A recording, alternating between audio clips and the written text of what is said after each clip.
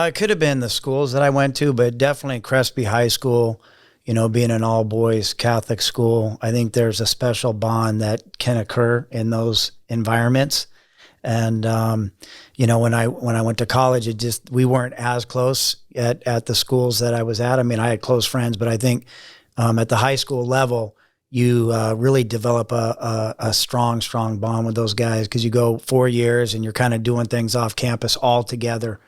And, it was just a great experience in high school. Not that I didn't have fun in college, because I did too. And obviously some alma mater, not just that, but your alma mater where you won a championship. How special was that? It was awesome, for them to think highly enough of me to be the head coach.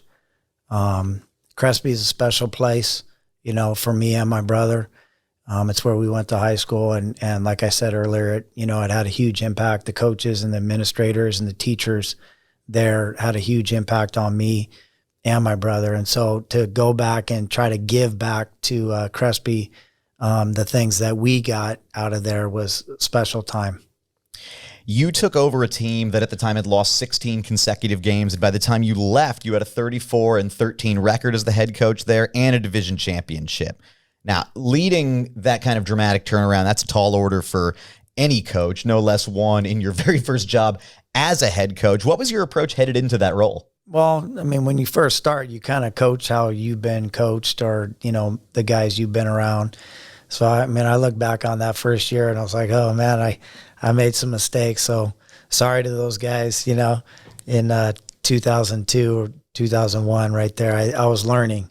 And, my approach was just to give them everything that I had as far as football and give them everything that I had as a person.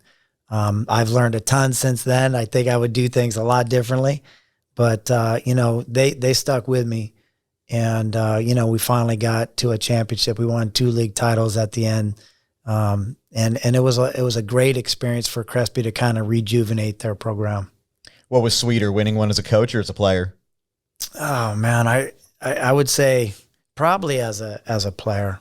I think, I was out there doing it. As a coach, I'd never I don't believe it is, the players win a championship and, I say coaches lose them. And so, if we don't do our job, then we can't put them in a position to win one. And so, I look back on my playing and I felt like we won that championship, mostly Russell White.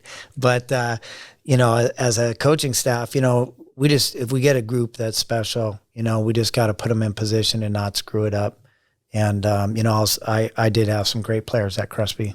From there, you moved on to your first tenure at Servite, and that was really the job that put you on the map as one of the brightest coaching stars here in Southern California. From 2005 to 2012, you won 7 league titles, 2 CIF championships, 1 state title, and you were defeating coaches along the way that you had looked up to and learned from and been around your entire career. What was that like to coach amongst that crowd and beat some of them?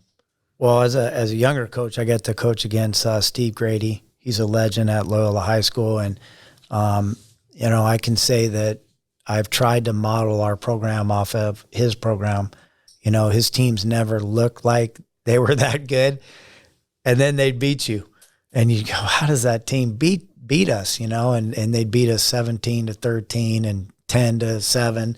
Just great team program. So that was, to beat Coach Grady, that was something special. I've coached against Dave White at Edison, another guy that I look up to, same type of program. His kids played so hard for him. Harry Welch, these are the guys that, get the most out of their players. And they do it year in, year out. Some years they don't maybe show it on the record, but they're always going to get the most out of their players. And so to me, those are the can. We just have to, in my opinion, just believe that we can. So from there, it was back to Crespi for another few years. And what were the different factors that led to that decision to leave Servite, go back to Crespi on the heels of such a highly successful tenure, to go back to a program that, admittedly it matters, having that close bond. and those guys loved each other and cared about each other and held each other to a high standard. We've talked about football. We've talked about values. We've talked about brotherhood. I want to talk about tradition. Coach Thomas, what is the hut drill? Well, the hut drill was started here by a guy named George Dana, a legendary coach here at Servite, and I actually got to meet him.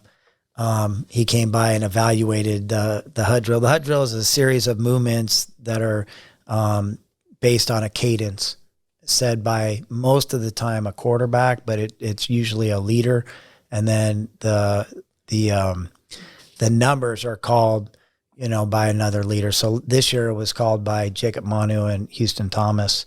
And then it's a great honor to call the hut drill. And so we've been practicing all spring, the hut drill.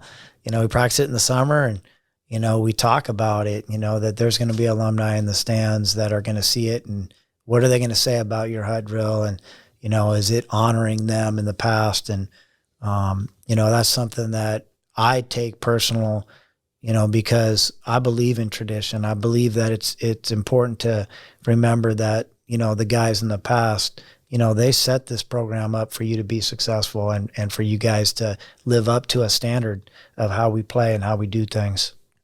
Yeah, that's one of the things